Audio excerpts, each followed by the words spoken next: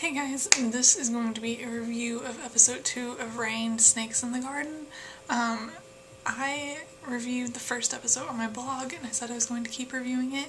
So yeah, some of them will be videos, some will be on the blog, just like Legend of Korra and How I Met Your Mother and everything. First of all, I have to talk about the fact that I have laundry all over my dorm right now because I did laundry this morning and I went to take my clothes out of the dryer and they were still soaking wet, and I could have put them back in the dryer, but I really didn't want to mess with having to go back to the laundry room.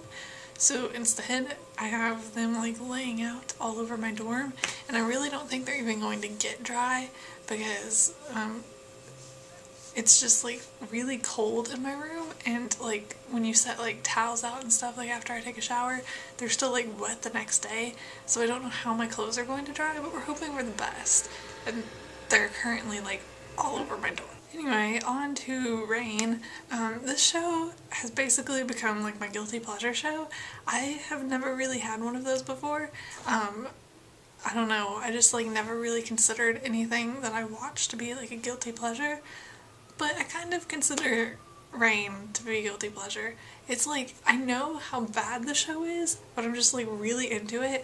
People keep comparing it to Gossip Girl and saying it's like Gossip Girl, except like it's historical, and I completely get that, even though I've hardly ever seen Gossip Girl. I've seen like bits of episodes and that's it, but I completely understand the comparison.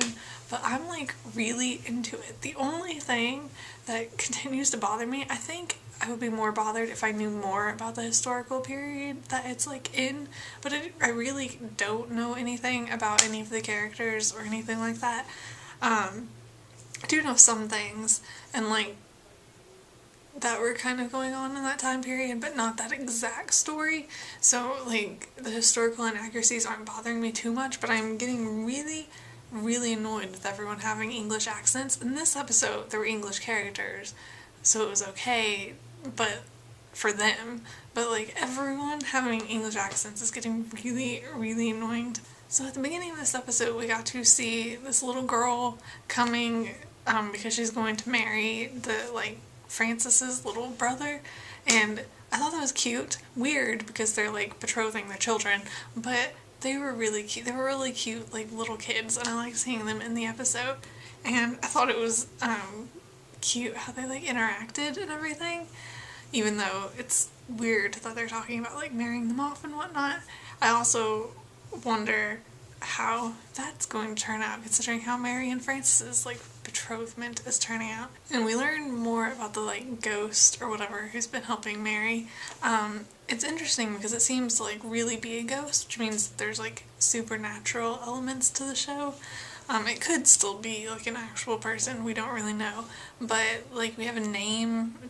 Her name's Clarissa, and she's been talking to like the little prince, whose name I cannot remember, but Francis' little brother apparently talks to her, and I think that's interesting.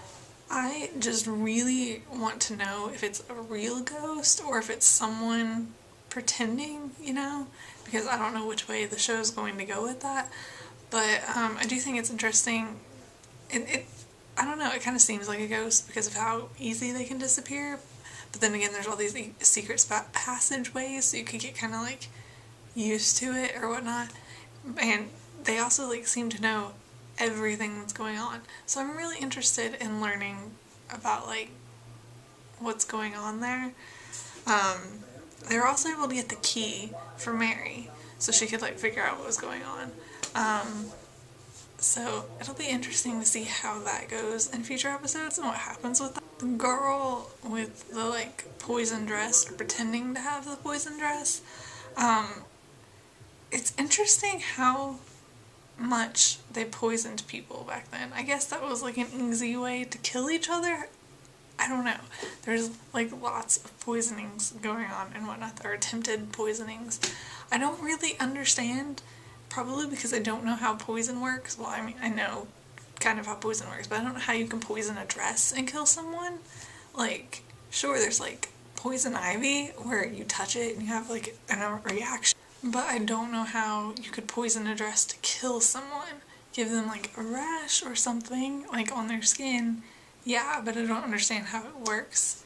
I'm sure there are poisons that work like that. Like, I'm not trying to say that it was inaccurate, I just don't understand how. I've never thought of, like, being able to poison a dress in order to kill someone. I'm really glad that Francis knows about his mother at this point, and, like, doesn't trust her, because it bothers me when there's someone who's, like, the audience can tell is up to no good, and there's characters that, like, don't get it.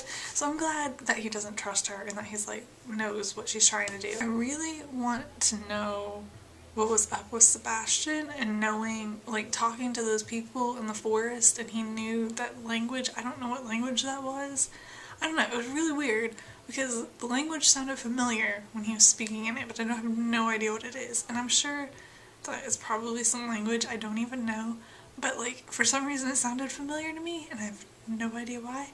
But I think it sounded familiar because I think it reminded me of Old English, and they were calling it, like, a pagan language, so that's probably why I think it sounded familiar, but I don't actually know what he was speaking.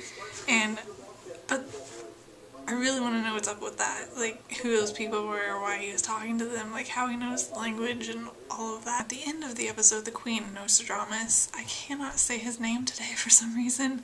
I keep screwing it up, but we're just gonna go with it. So they find, like, I'm pretty sure it was the English flag. I'm pretty sure that it was the English flag, on, like, her bed, and then he has it on the wall, I think, and he's, like, scrubbing it off, and that was interesting. I don't really know if it was in, like, it was red, but I don't know what it was supposed to be, like, in, and I thought that was interesting. I don't really know what that means. I could be wrong, and it might not have been the English flag, because I've seen the English flag, and, like, I'm like 99% sure that it's white and red, and I'm, like, 60% sure that that's what it looks like. I feel bad for not knowing what the English flag looks like, but I'm pretty sure that's what that was, and that's interesting because I don't know who did that. Like, I feel like it was Clarissa, because she seems like, I don't know, and, like, Nostradamus is talking to her, I think. Like, it seems like what he's doing. So, but I don't know why she would have done the English flag, unless it was just supposed to be threatening because they're, like, scared of the English for some reason.